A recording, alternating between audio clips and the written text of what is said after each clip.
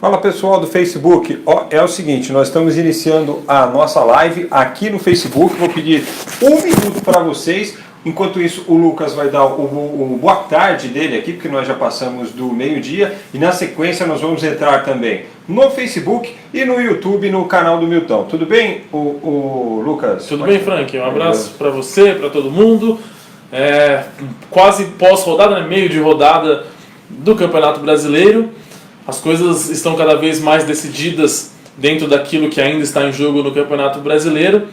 E tivemos alguns jogos bem interessantes na noite desta quarta-feira, a começar pelo jogo do título do Flamengo. O Flamengo conseguiu, não correu o risco de ter sua faixa carimbada pelo Ceará, recebeu a taça, fez uma festa bonita. Tem time que está lutando na parte de baixo, o caso de Botafogo, que venceu e respirou aliviado, uma vitória importantíssima lá no sul do país. Tem time brigando por Libertadores, e aí eu falo de Grêmio e Internacional, que decepcionaram seus torcedores. O Inter perdeu em casa para o Goiás, enfim. E nessa quinta-feira tem jogo também bem importante, tanto na briga contra o rebaixamento, quanto na briga por Libertadores. Acho que vale destacar, a gente vai falar bastante, certamente, de Flamengo, falar bastante de toda a rodada do Campeonato Brasileiro, mas acho que vale destacar a demissão da Adilson Batista, né? Mais um treinador demitido no Campeonato Brasileiro, terceiro treinador que o Ceará demite no ano, e sabe-se lá o que virá a partir de agora no Ceará. Muito bem, pessoal, é isso aí. Então, para dizer para vocês é o seguinte, que a partir de agora, deste momento, nós estamos ao vivo também no canal do YouTube do Milton Neves, canal oficial do Milton Neves, então ao vivo agora nas duas plataformas, no canal oficial do Milton Neves no YouTube e também no Facebook do Terceiro Tempo, para a nossa live que começa agora, falando muito do início da 34ª rodada do Campeonato Brasileiro. O Flamengo venceu mais uma. E aí fica a nossa pergunta do dia. O Flamengo já era campeão, foi campeão no domingo, ontem recebeu a taça e aquela discussão permanece. Afinal de contas, o Flamengo conquistou o Hexa ou o Flamengo conquistou o Hepta?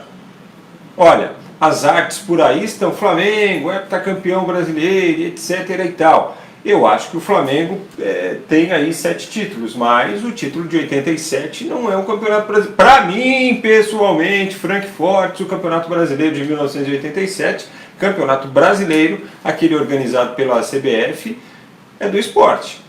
A Copa União foi organizada pelo Clube dos 13. E foi o Clube dos 13 que tratou de não incluir os demais clubes na disputa da Copa União. A CBF quis fazer um jogo, olha, os dois aqui para definir quem que é o campeão brasileiro, um quadrangular na realidade, né? E aí o Flamengo e o Internacional, que faziam parte do Clube dos 13, faziam parte da Copa União, não quiseram jogar contra o Sport e contra o Guarani, que fizeram a grande final do Campeonato Brasileiro. Então acho que assim, para mim, o Campeonato de 87 é do Sport, tanto que Sport e Guarani participaram da Libertadores de 88. Mas eu quero a sua opinião também, Lucas Reis, e quero a opinião de você que participa conosco aí no chat, ou no YouTube, ou então no Facebook. Lembrando que você pode compartilhar a nossa live também com as suas redes sociais, trazer mais gente para discutir futebol conosco, tá bom? Para a gente trocar essa ideia bacana. E quero a sua opinião, tá legal? Tá valendo? E a sua? Eu sempre tenho uma opinião bem mureteira nessa polêmica. Eu sempre digo o seguinte, eu ouço bons argumentos dos dois lados, e a melhor decisão para mim seria dividir o título. E assim, eu nunca tinha ouvido o seu argumento, por exemplo, Copa União, Campeonato Brasileiro, Campeonato Brasileiro. E é muito válido esse argumento, muito válido mesmo. Tendo a ficar atraído por ele. Mas eu dividiria o título ali. Assim como o Santos tem Campeonato Paulista dividido com Portuguesa e assim por diante, eu dividiria o título e, enfim, resolveria essa questão assim. Não, muito simples, pô. Não dá nem briga, não. Né? Os caras deveriam ter jogado lá aquela. Não, eu concordo. E o Milton fala uma coisa que faz todo sentido. O Milton Neves sempre fala que toda essa polêmica só existe por culpa do Flamengo. Porque se o Flamengo fala assim, vamos entrar em campo logo, vamos ganhar logo essa bagaça, ia ganhar do Sport, ia ganhar de quem fosse, porque era o melhor time do país. Não, e como era um quadrangular, Flamengo e Inter poderiam disputar a decisão, eu acho, né? Sim, provavelmente, inclusive. Então, assim, as duas equipes não quiseram e deram margem para toda essa discussão. Tivesse entrado em campo, tinha resolvido e, enfim, não teria problema nenhum. Inclusive, teria disputado a Libertadores do ano seguinte com chance de título, porque era o melhor time do Brasil na época. Não tem a menor dúvida. O Bobô Everaldo Moura dos Santos diz aqui pra gente: boa tarde, pessoal. Projeto Rua para o Esporte, Serra do Ramalho, na Bahia, levando o esporte para comunidades gratuitamente desde o dia 29/12/2015. Olha que legal. Bacana. Esporte social, né, para a galera, para a população, de forma gratuita, legal. Ô Everaldo, pode mandar mais dados aí que a gente passa, tá bom? Serra do Ramalho, na Bahia, ele diz aqui. Pô, muito legal mesmo. Bom, enquanto você fica aí pensando na sua resposta para a pergunta do dia, para a nossa pergunta de hoje, a gente fala sobre os jogos realizados nesta quarta-feira. Começando com a vitória do próprio Flamengo sobre a equipe do Ceará. Começou atrás, perdendo por 1-0, mas fez aquilo que o Flamengo sempre faz, né? Virou o jogo, goleou, ignorou, assim como foi na decisão da Libertadores, mais uma virada do Flamengo, né? Um time incrível, realmente. Eu acho que quando as pessoas lembrarem desse Flamengo de 2019, talvez eles se lembrem do maior Flamengo de Zico pra cá. Não sei se eu estou exagerando, gente. Eu acho que não. De Zico pra cá, certamente. Eu acho que porque comparar com aquele time, né, Zico, Adílio, Andrade, Tita, Nunes, aí aí é um pouco difícil, mas daquela geração pra cá, eu acho que certamente esse é o melhor time do Flamengo. Né? Então, assim, esse time está pulverizando recordes, né, na temporada.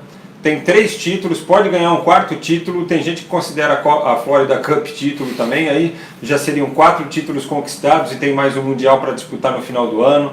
Então, assim, realmente é o Flamengo. Você pode contestar o que você quiser do futebol brasileiro, mas o Flamengo não tem contestação. Não tem contestação. Não tem VAR, não tem apito amigo, não tem porcaria nenhuma. Você fala assim, o Flamengo ganhou porque roubaram o Emelec, deixaram de marcar um pênalti para o Emelec. O pênalti é interpretativo e o pênalti marcado você não sabe se ele vai ser convertido ou não. Então, assim, não tem conversa para aquilo que o Flamengo produziu e vem produzindo em 2019. E, se você é daqueles que acham que o Flamengo vai ser engolido pelo Liverpool no final do ano, não é por aí não, hein? Fala do Flamengo aí. Vai ter jogo. Quer dizer, apesar que o Rodrigo Garcia não gosta que a gente fale do Flamengo aqui. Mas a gente tem que falar do Flamengo. Só para pincelar sobre o Liverpool, claro, tem uma semifinal, mas a gente imagina que os dois cheguem até a final.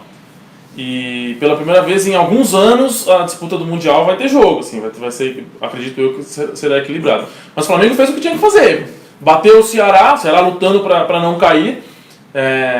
Se o Cruzeiro vencer hoje, ultrapassa o Ceará e aí o Vozão entra na zona de rebaixamento. E o Flamengo foi lá e não tomou conhecimento, até levou um susto saindo atrás, mas aí tem um jogador numa fase absurda que é o Bruno Henrique, marcou um hat-trick, Vitinho fechou o placar, 4-1, assim, sem maiores problemas, sem maiores motivos para se preocupar. Vitória maiúscula do Flamengo, uma festa muito bonita da torcida do Flamengo, o jogo da entrega da taça, e aí finalmente a torcida se reencontrando com o time depois da conquista da Libertadores e da conquista do Brasileiro.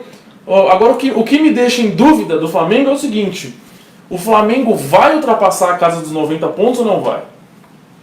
Já tem 84. 84, 6 pontinhos para chegar a 90. Tem 3 jogos. Vai disputar, eu acho que vai sim. 3 jogos. Acho que vai sim, tem Palmeiras, Santos. O Santos é na última rodada, eu vou até confirmar. Palmeiras, aqui. Santos e o Avaí, pô. Acho que é o Avaí, exatamente. Vai fazer 6 pontos, né? Pelo menos 6 pontos. O Palmeiras agora no próximo final de semana. O Avaí no Maracanã na quinta-feira, dia 5, e depois o Santos na Vila Belmiro. Cara, 90 pontos, Frank, é uma coisa absurda. Num campeonato de 20 pontos. Você sabe o que é essa pontuação? É pontuação de Premier League, de time campeão da Premier League. É um número maravilhoso, assim. Como você falou, como que você contesta esse time? Não tem o que apontar no time do Flamengo. Primeiro, o time titular não tem um cara que destoie, assim, tecnicamente. O treinador faz um trabalho absurdo. E a pontuação, os títulos falam por si só, mas a pontuação e o nível de desempenho são tão fora da curva que você não tem nem o que falar, você tem que simplesmente assistir, admirar, desfrutar do futebol jogado pelo Flamengo, agradecer aos céus, aos deuses do futebol por nos proporcionar isso e esperar que o ano que vem seja tão bom quanto esse. É isso aí. Pulverizador de recordes o Flamengo na temporada 2019, certo? E campeão tanto da Libertadores quanto do Campeonato Brasileiro com muitos méritos. E da Copa Mickey eu já não posso falar nada, certo? Outro jogo do Campeonato Brasileiro importante, a vitória do Corinthians 3-0 para cima da equipe do Avaí, fez o que tinha que fazer, né? A gente até brincava na redação, foram 29 finalizações, o pessoal destacava aí nas estatísticas na parte da manhã, né, nos programas de TV. Aí brinquei com o Lucas, mas o time do Carille acho que não concluiu 29 vezes durante o campeonato, né, no período em que faltava realmente ser mais incisivo ao time do Carille. Agora, o Avaí é parâmetro para dimensionar? E acho que a gente sempre tem que levar isso em consideração, né, o adversário. Nós falávamos aqui ontem, diante do Avaí, o Avaí não é um super parâmetro, não é uma grande equipe, já está rebaixada, mas quando você enfrenta uma equipe assim, você tem que fazer a lição de casa e passar o trator por cima. O Corinthians nem fez uma partida assim absurda, nem jogou em altíssimo nível, mas finalizou bastante, criou oportunidades e fez 3-0, era o que tinha que fazer. Agora, de fato, não é parâmetro. O Avaí é o Avaí, coitado, está no último lugar do campeonato, rebaixado com antecedência. O que se espera quando um time como o Corinthians, brigando por Libertadores, encara um time como esse, jogando na sua casa? Que você tenha mais posse de bola, que você consiga pressionar o adversário, que você crie oportunidades de gol, que suas individualidades apareçam. E esse era um problema do time do Carille, porque um jogo como esse tinha cara de 1-0 no time que era treinado pelo Carille. Não, no primeiro turno foi o jogo que começou a desencadear as críticas mais veementes ao Carille. Exato, eu me lembro de um jogo do Corinthians contra o CSA na Arena, que o Corinthians faz 1-0, se eu não me engano, com o Bozelli, ou acho que foi o Bozelli dando assistência pro Wagner Love, enfim, não me recordo. E a TV imediatamente foca no Carille e ele fala pro auxiliar dele assim, vamos fechar. 1-0 sobre o CSA, faltando, 5, 10 minutos para acabar o jogo, o treinador se preocupa em fechar, sabe? E o Corinthians hoje, pelo menos, isso não tem. Tem uma série de dificuldades no elenco, vai ter que reforçar, vai ter que melhorar uma coisa aqui, uma coisa ali, mas essa postura não tem mais, tanto que ontem fez 3-0 sem maiores dificuldades. Bom, e o que é que fica para 2020 de expectativa para o Thiago? Vai ser mais importante o modelo de jogo que ele vai adotar ou as contratações que o Corinthians porventura fará no mercado? Eu nem acho o elenco do Corinthians tão ruim quanto muitos falam. Eu acho o seguinte, o Thiago ele vai ter que... eu também não sei se o Corinthians tem tanto dinheiro para investir, então fala assim em Luan, por exemplo, o Corinthians teria que fazer uma negociação bem trabalhada ali para não desembolsar um dinheiro maior do que aquilo que o Luan vale nesse momento. Eu acho que o Thiago vai ter que focar especialmente na filosofia de jogo, na ideia do modelo que ele quer implantar, e mesmo que não cheguem grandes reforços ou um número grande de jogadores na equipe corintiana, ele vai ter que focar no padrão de jogo, ele vai ter que focar no estilo dele e priorizar o esquema tático, priorizar a filosofia dele, que é de ter um pouco mais de posse de bola, de ser um time agressivo, de ser um time de bastante vertical, enfim. Acho que esse tem que ser o foco do Thiago. O Corinthians fala também em contratar pontualmente ali um jogador ou outro para chegar e ser titular, né? Espero que o Corinthians tenha condições de fazer isso, que não busque nada fora da sua realidade. Agora, o time é basicamente esse, eu não acho o time do Corinthians tão ruim não, e acho que o Thiago vai ter que se virar mais ou menos com essas peças ali, chegando um reforço ou outro, e trabalhar bastante para implementar suas ideias. O Murilo Rezende, é só olhar na taça de campeão da Libertadores, lá mostra quantos títulos brasileiros o Fla tem. Entendeu? Eu entendi o que ele quis dizer, mas a informação está equivocada, porque na Taça da Libertadores, ali na base, tem cada símbolo de cada campeão em cada ano. E ali tem a Taça do Flamengo, dizendo Flamengo campeão 2019, Flamengo campeão 81. Não tem nada a ver com o brasileiro. Ô Murilo, eu vou falar pra você, acho até legal o Murilo com Y, 2 L's, bem bacana mesmo, mas... Entendi porra nenhuma que você quis dizer aqui, velho. Tivemos também ontem... rapaz, esse é um jogo... a vitória do Botafogo sobre a equipe da Chapecoense. O jogo foi lá em Chapecó, né? Sim.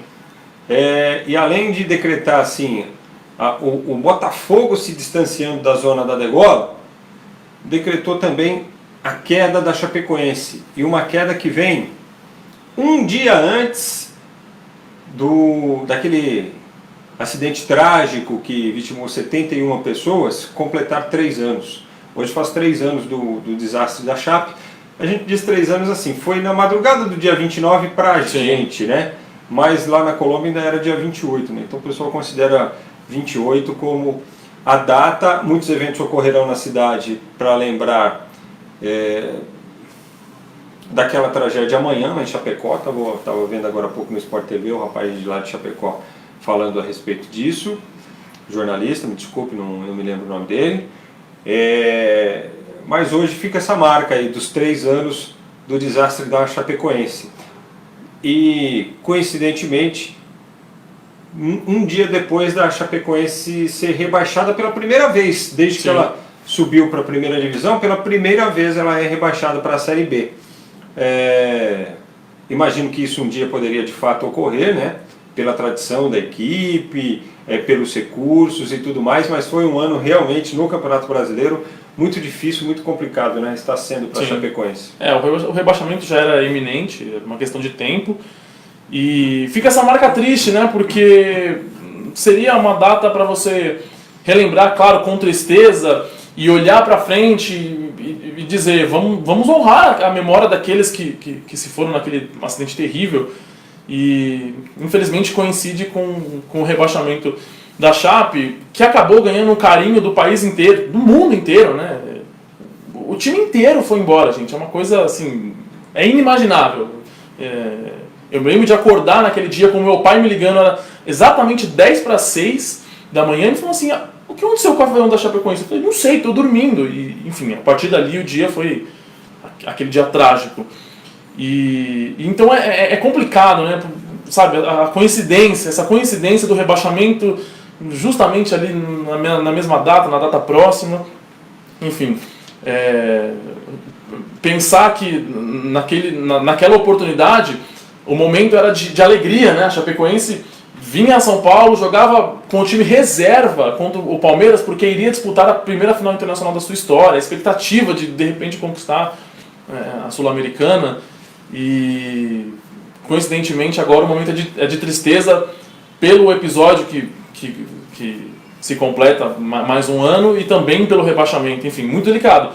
Para o Botafogo, claro, acho que o torcedor botafoguense deve até, o torcedor um pouco mais racional, deve até pensar e falar, putz, estamos nos livrando do rebaixamento, mas nessas condições, sabe, com a Chapecoense sofrendo, com o torcedor da Chape nesse momento complicado, enfim. Agora, para o Botafogo é um respiro absolutamente aliviado. O Botafogo, se eu não me engano, chega a 42 pontos. A conta para se livrar do rebaixamento vai ali entre 44 e 46 pontos. Então o Botafogo está muito perto de se garantir na primeira divisão. O trabalho do Alberto Valentim, viu, que no começo, né, patinou e tal, mas nos últimos jogos deu uma engrenada, 6 pontos conquistados, né? Sim. Vitórias contra Corinthians e Chapecoense, que deram um grande alívio aí pro Botafogo. Rodrigo Garcia, Frank, o Thiago Nunes ele pediu o Rafael Veiga e o Palmeiras não quer negociar com ele.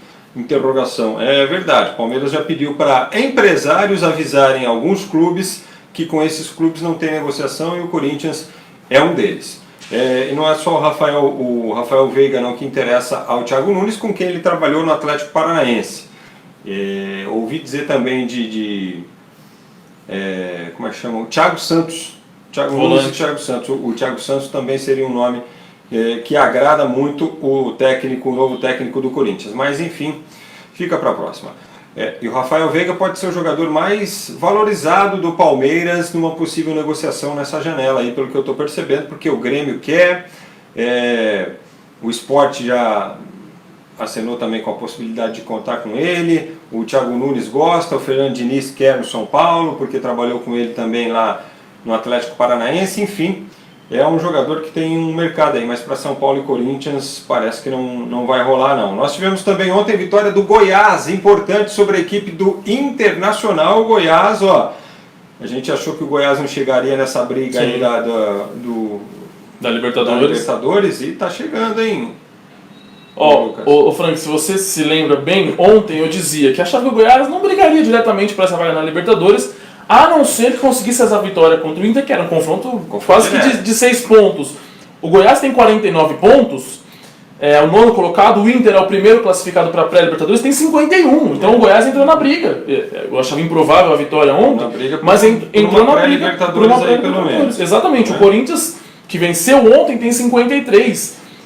O Goiás realmente está na briga. O Inter tem o Botafogo na próxima rodada, o Goiás pega o Fortaleza. O jogo do Goiás vai ser em casa, o Inter fora. Na penúltima rodada, o Inter pega o São Paulo no Morumbi. São Paulo, de repente, pode estar lutando pela vaga na fase de grupos, né? E o Goiás vai jogar contra o Palmeiras na Arena Palmeiras, na penúltima rodada. E na última rodada, teremos Inter e Atlético Mineiro, que não é um jogo fácil, mas vai ser em casa. E a Chape. E o Goiás vai enfrentar o Grêmio no Serra Dourada. São os próximos confrontos aí dessas equipes que hoje brigam diretamente pelo que seria a última vaga para a Libertadores do ano que vem. Então uma briga interessante aí. E não é uma tabela simples para o Goiás. Agora 34ª e 35ª. É verdade, desculpa. Não é tarefa fácil, a tabela não é fácil para o Goiás. Você decidir, por exemplo, a vaga contra o Grêmio. Pode ser que o Grêmio esteja precisando desses pontos para se garantir no G4, enfim. Mas é uma campanha bacana. O Goiás subindo, enfim. É uma campanha bem interessante. Ney Franco, que parecia estar sumido do futebol, fazendo um bom trabalho. E o Goiás tem uma chance real. Que passou pela Chapecoense no início do campeonato também, né? Então a chance do Goiás de conseguir uma vaga na Libertadores nesse momento é real, para você ver como as coisas mudam. E é algo que a gente dizia também ontem. Os times que estão ali lutando pela pré-Libertadores estão fazendo um esforço danado para não se classificar. E ainda assim vão se classificar. Estão dando brecha. Jogos de hoje, Fluminense e Palmeiras, 7h30 da noite, estádio do Maracanã. Teve festa na quarta e vai ser meio melancólico nessa quinta, porque é o Flusão lutando contra o rebaixamento, é o Palmeiras com um mistão. É um jogo para empate. É um jogo para empate, exatamente. Eu ia falar exatamente isso. Tem cara de empatezinho, não é? Empate com jogo ruim, sabe? Tem cara tem exatamente essa coisa. Olha, empate com jogo ruim não seria novidade aí, tá? Para Fluminense e Palmeiras no campeonato, apesar do Palmeiras disputar aí a vice-liderança. Posso fazer uma pergunta? Santos, claro. Se o Fernando Diniz tivesse permanecido no Fluminense, você acha que o Fluminense estaria em melhor situação? Pergunta difícil, hein? Sabe por que eu pergunto isso? Porque quando o Fernando Diniz deixou o Fluminense tinha uma média de 20 finalizações, de 20 a 30 finalizações por jogo, e no jogo em que ele foi demitido, que se eu não me engano foi contra o CSA, o Fluminense finalizou 32 vezes no gol do CSA e não marcou nenhum gol. Acho que em volume talvez tenha sido o melhor jogo. Sim. E quer dizer, na minha interpretação, tinha margem para a equipe melhorar ali. A partir da saída do Fernando Diniz, eu não sei se o Fluminense fez bons jogos assim, em termos de desempenho, conseguiu alguns bons resultados. Não sei se a saída do Fernando Diniz, mas talvez a vinda do Oswaldo não tenha contribuído tanto. Foi o suficiente para o Fluminense perder pontos que estaria fazendo diferença hoje, né? Fortaleza e Santos, jogo das 8 da noite no Castelão. Bom jogo. Bom jogo.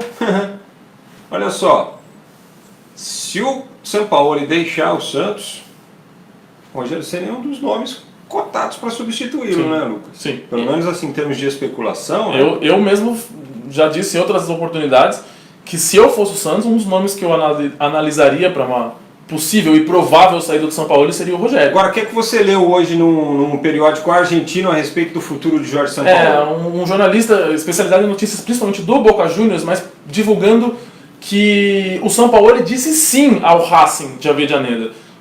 Segundo esse jornalista, o São Paulo já deu o sinal positivo para a equipe argentina e o Santos trabalharia com o nome do Sebastião Beccacessi, que era auxiliar do São Paulo, então, foi vice-campeão argentino com o Defensa e Justiça na temporada passada. Esse ano trabalhou no Independiente, não foi bem. O Beccacessi, com Defensa e Justiça, eliminou o São Paulo da Sul-Americana aqui uns 4 anos atrás. Exato. E o Beccacessi então seria um nome. A questão é que o Beccacessi também interessa ao Atlético Paranaense, enfim, não sei, a gente não sabe em que pé estaria a negociação. Veja bem, isso, gente, é o que alguém está informando, um jornalista está informando lá na Argentina. Vou buscar o nome na Argentina, tá bom? Não é Não é informação aqui nossa, não, apenas para registrar, tá bom? Que este tipo de informação já circula lá na Argentina. O Sampaoli disse aqui, na última entrevista coletiva dele, que foi depois do jogo do final de semana contra o Cruzeiro, falou, olha, até o dia 8 de dezembro eu estou concentrado só na disputa do Campeonato Brasileiro, não quero ouvir falar de mais nada. Sim. Diego Milito é meu amigo, mas ele veio aqui, isso o Sampaoli falando, mas ele veio aqui e eu falei para ele, antes do dia 8 eu não discuto nada. Exato. A única coisa que ele disse é que o interesse do Racing, de fato, é real. Né? Luiz Fregossi é o nome do jornalista, ele diz, o Sampaoli disse sim, e será o novo diretor técnico, o treinador de lá a academia. A academia é o Racing, né? O Santos busca um novo treinador, um novo diretor técnico, e o nome do BKSS, ex-independente, é quem aparece. Eu tenho uma série de críticas a essa gestão do Santos, e acho patética, assim, acho bizarra, mas se você perde o Sampaoli e você busca o BKSS, por exemplo, você está sendo minimamente coerente, né? Enfim, não sei se seria o nome que eu buscaria também, mas você mantém o perfil, está sendo pelo menos coerente. Fortaleza e Santos hoje. Eu acho um bom jogo. O Rogério é muito fã do Sampaoli. Inclusive, quando o Rogério foi estudar para ser treinador, ele passou alguns dias com o Sampaoli lá no Sevilha. Eu acho que é jogo para ter alguns gols, viu? Aliás, no primeiro turno foi 3-3. O Fortaleza era comandado pelo Zé Ricardo, mas o mesmo perfil de time. E foi um bom jogo para quem queria assistir de forma neutra. Para o torcedor santista não foi tão bom. Eu acho que o Santos sai vencedor. O Santos sai vencedor e se mantém na segunda posição. Olha aí, e São Paulo e Vasco da Gama, 8h30 da noite, estádio do Morumbi, popular Cícero Pompeu de Toledo, com o Luxemburgo no banco de reservas, hein, do Vasco. Boa recuperação aí, hein, Luxa? Às vezes eu fico pensando assim, tem alguns jogos que você sabe que você não vê parcial de venda de ingresso, você não vê nada, mas você sabe que vai ter pouca gente. Esse jogo vai ter pouca gente, né? Que horas é o jogo mesmo? 8h30. 8h30 da noite no Morumbi. Bom, vai ter... Podia ser pior, poderia ser às 9h30. Poderia ser às 9h30. Enfim, o São Paulo, nós temos dito isso aqui, já falamos nas últimas lives, São Paulo precisa vencer, São Paulo precisa jogar bem. São Paulo vai para a Libertadores, apesar de se esforçar para não ir, São Paulo vai. Então, recupere o desempenho, volte a jogar bem. Acho que o São Paulo vence sem maiores problemas, o Vasco também já está tranquilo, já praticamente alcançou a sua meta de permanecer na primeira divisão, e enfim. Então acho que é o jogo para o São Paulo se recuperar. Mais uma vez, de novo estamos falando, o jogo para o São Paulo se recuperar, para jogar bem, para convencer a torcida. O Fernando Diniz precisa muito vencer. Porque se o Fernando Diniz não entregar desempenho nessa reta final do trabalho, a pressão vai ficar insustentável e o Fernando Diniz vai acabar perdendo o emprego dele ou ainda em dezembro ou nos primeiros tropeços de 2020. Então o São Paulo precisa voltar a jogar bem. Acho importante aproveitar essa oportunidade diante do Vasco. Olha, se dependesse só dos gols de... Se Gabigol e Bruno Henrique fossem um time em gols pró, eles estariam na 7ª posição do Campeonato Brasileiro, sabia disso? Olha só. Atrás apenas do próprio Flamengo, do Santos, do Palmeiras, do Grêmio, do Atlético Paranaense, 5º colocado, e do Fortaleza, do Rogério Ceni, que é o 12º, tem 44. Juntos, eles têm 43 gols. É muita Gabigol coisa. E Bruno Henrique. Artilheiro e vice do campeonato. É muita coisa para um campeonato brasileiro. Né? Ou seja, Bruno Henrique e Gabigol juntos têm mais gols do que o Corinthians, o Inter, o São Paulo, o São Paulo, o Goiás, o Bahia. Demais, gente. O Atlético Mineiro. Isso só para falar dos times da parte de cima, tá vendo? Se a gente for falar da parte de baixo... mas enfim. E agora um jogo que também pode determinar muita coisa nesse campeonato. Cruzeiro e CSA, 9h30 da noite no Mineirão. Por quê? Cruzeiro vencendo, joga o Ceará para a zona do rebaixamento. Aí vai ser um Deus nos acuda nas rodadas finais.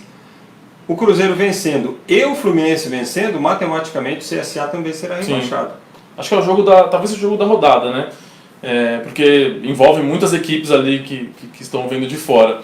O Cruzeiro, assim, eu entendo que investiu, gastou mais do que deveria, vive uma crise financeira, uma crise política, uma crise até policial, mas o Cruzeiro não tem outra coisa a fazer a não ser vencer. O CSA briga muito, luta demais, se dedica, se entrega, mas o CSA vai ser rebaixado, na minha visão. Não vai ter como escapar, a distância já está um pouquinho maior, enfim. Agora o Cruzeiro tem que vencer, o Cruzeiro tem que dar satisfação ao seu torcedor e o torcedor tem que lembrar desse final de ano triste na história do Cruzeiro. Porque pelo que faz no campeonato, o Cruzeiro merece ser rebaixado. Porque o Cruzeiro tem um bom time e não joga nada, o Cruzeiro não tem nada. Eu falei isso depois do jogo contra o Santos. O Cruzeiro não tem nada, não tem esquema, não tem jogada ensaiada, não tem padrão, não tem nada. O torcedor cruzeirense tem que se revoltar e tem que cobrar o seu dirigente, tem que cobrar o treinador que já passou a época, tá? Vamos falar a verdade. Para mim passou a época do treinador do Cruzeiro. Tem que cobrar muito, sim, porque o ano é patético, assim, o ano é vergonhoso e pelo que fez dentro de campo, o Cruzeiro mereceria sim ser rebaixado. É isso aí, pessoal. É nossa live de sempre. Ó. Hoje, eu falo pra você, quando chega assim, 28 de novembro, eu fico triste, mano. Fico triste. Eu fiz uma publicação agora há pouco lá no Francamente Oficial, que é o meu Instagram.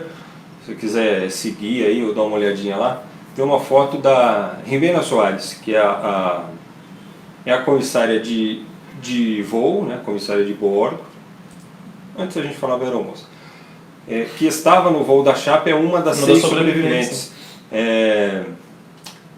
E a única mulher das que estavam no voo que sobreviveu, né? E no domingo, no domingo espetacular da TV Record, no próximo domingo, então, vai ao ar essa reportagem que o Romeu Piccoli, um excelente repórter lá da TV Record, fez, que eu produzi durante um período que estava lá, com a Rimena, ou a Ximena, como algumas pessoas gostam de chamar também, e com outro personagem exclusivo que nunca falou para a TV brasileira também.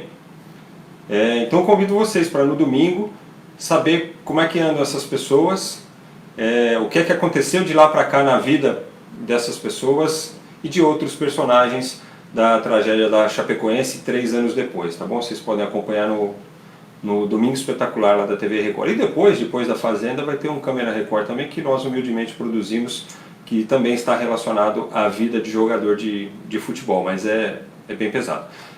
Quem puder, confira, tá? Amanhã a gente volta, amanhã é sexta-feira, e a gente projeta a rodada do fim de semana, fala dos jogos desta quinta-feira também. A gente conta com a sua audiência, tá bom? Fiquem todos bem aí. Tchau, Até mais. tchau, Valeu, Lucas. Valeu, um abraço.